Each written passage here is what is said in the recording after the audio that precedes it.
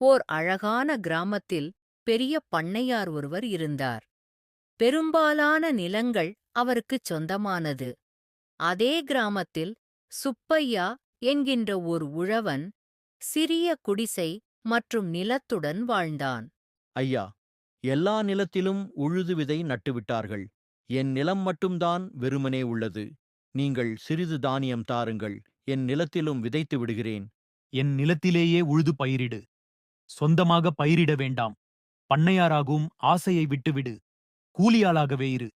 அரை வயிற்று கஞ்சியாவது கிடைக்கும். நாம் வளம் பெறுவது பண்ணையாருக்குப் பிடிக்கவில்லை. தானியம் தர மறுத்துவிட்டார். நீயும் நம் குழந்தைகளும் எப்போதும் போல பட்டினி கிடக்க வேண்டியதுதான். இதுதான் நம் தலைவிதி. பாவம். ஒருநாள் ஒரு குருவி சுப்பையா குடிசையில் ஒரு கூடு கட்டியது. நம் குடிசை புயலுக்கும் மழைக்கும் எப்பொழுது விழுமோ என்று நாம் அஞ்சுகிறோம். இங்கு வந்து குருவி கூடு கட்டுகிறது பாருங்கள். பாவம். வாய் பேச முடியாத உயிர் அது.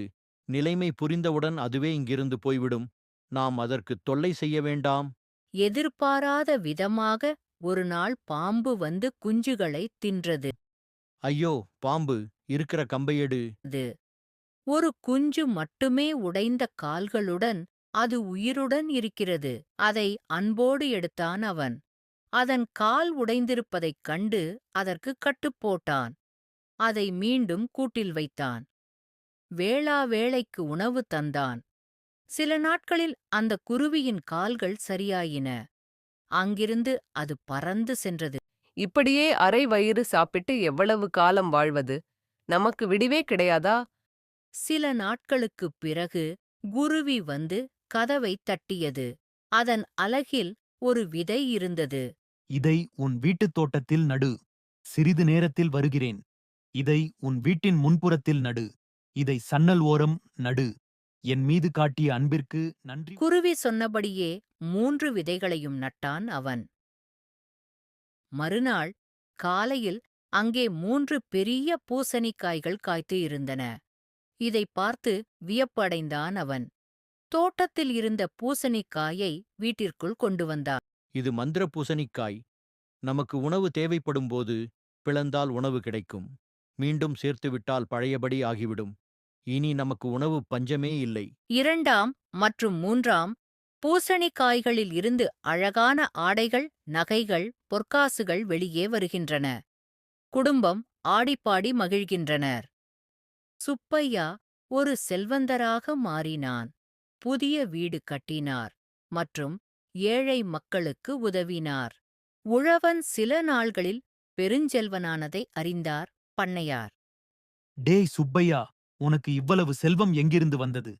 அது கருணை அன்பிலிருந்து வந்தது. இன்னும் நடந்ததையெல்லாம் அப்படியே சொன்னான்.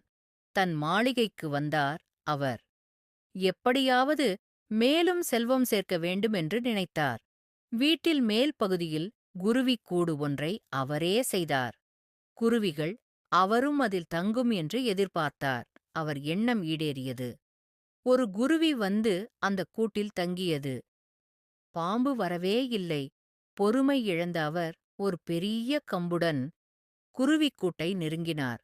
3 குஞ்சுகளை அடித்துக் கொன்றார். ஒன்றன் காலை உடைத்துக் கீழே எறிந்தார். பிறகு காலுடைந்த குருவியிடம் அன்பு காட்டுவது போல் நடித்தார். வேளை தவறாமல் உணவு அளித்தார்.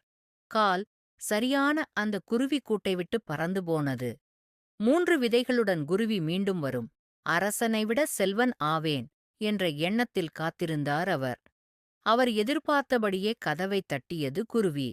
அவரிடம் 3 விதைகளைத் தந்தது.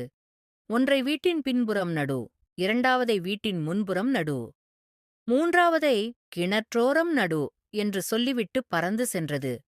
எண்ணம் நிறைவேறியது என்று மகிழ்ந்தார் அவர். 3 தானியங்களையும் நட்டார். மறுநாளே 3 பெரிய பூசணிக்காய்கள் காய்த்து இருந்தன. தோட்டத்தில் இருந்த பூசணிக்காயை வீட்டுக்குள் கொண்டு வந்தார். அதை வெட்டினார். அதற்குள்ளிருந்து எண்ணற்ற பூச்சிகள் வெளிவந்தன. அவர் வயலில் விளைந்திருந்த பயிர்களையெல்லாம் ஒரு நொடிக்குள் தின்றுவிட்டு மறைந்தன. வாயிலும் வயிற்றிலும் அடித்துக் கொண்டார் அவர். முன்புறத்தில் இருந்த 2ஆவது பூசணிக்காயை வெட்டினார். அதற்குள்ளிருந்து தீ வெளிப்பட்டது. அது அவரையும் அந்த மாளிகையையும் ஒரு நொடிக்குள் சாம்பல் ஆக்கியது. கொடிய பண்ணையார் ஒழிந்தார் என்று ஊர் மக்கள் மகிழ்ந்தனர். 3வது பூஷணிக்காயை உடைக்க யாருமே முன்வரவில்லை. அதற்குள் பாம்பு, தேள், பூரான் போன்ற எண்ணற்றவை இருப்பதாகப் பேசிக் கொண்டார்கள்.